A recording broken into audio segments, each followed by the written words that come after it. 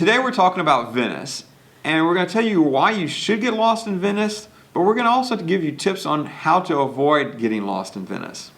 Venice is one of those cities where you do want to get lost. It's worth it to step off the beaten path and enjoy and experience the area outside of the tourist section.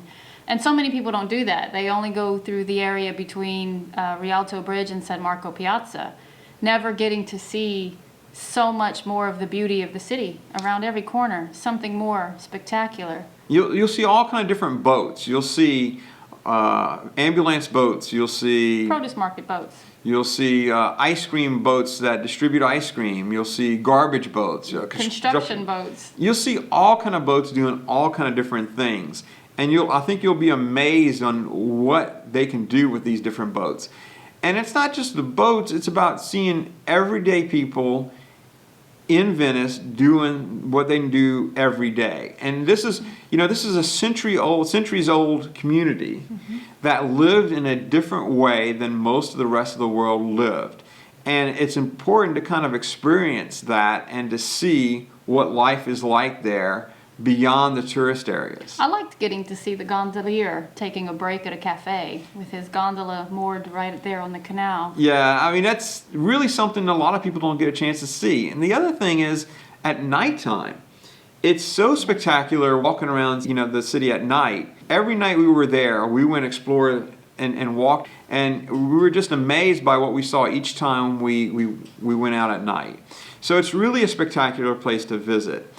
But sometimes you don't want to be lost. In other words, you want to go to a certain museum, or you're hungry and you want to go to a certain restaurant and you can't find it. Well, when planning for this trip to Venice, we came across this great little app. It's called Stay, and you can download the app to your iPhone or iPad. But what's really cool is you can download a separate map with the app. So you can download a Venice map, and this allows you to go in and pick and choose places you want to visit and enter in the addresses, and it'll show up on this map. And you don't need to be online via Wi-Fi or 3G or 4G for it to work. The app will work completely offline. And of course you can zoom in and out in any part of the city, and you'll always have the street names or the location.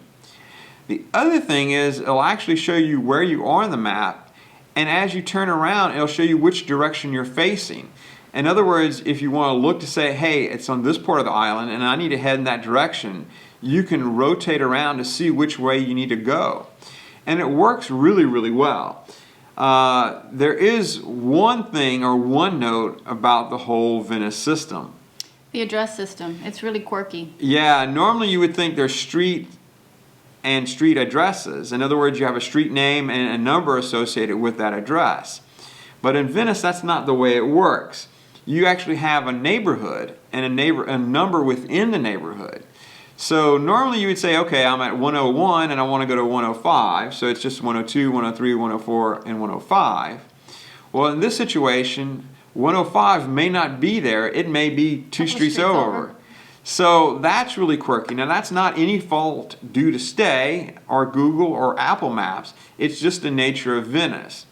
But here's what I suggest you do, is when you're looking for, let's say, a certain restaurant, find out which neighborhood the restaurant's located in, and find out where that neighborhood is located, let's say, on Google Maps. And then when you put in that restaurant into Stay, you want to make sure it's in that neighborhood.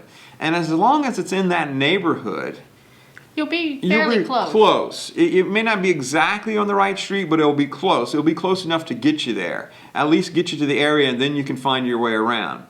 But let me tell you, just having that app, it's so many times we pulled out the iPad. It came in really handy. It came in really, really handy. So that's the best advice. And remember, you don't want to be frustrated. You're there to enjoy yourself. And if you're looking for a place to eat and you're hungry and you don't know where you are and you want to go to a certain restaurant, it's really easy to get frustrated. And this just helps avoid that situation altogether.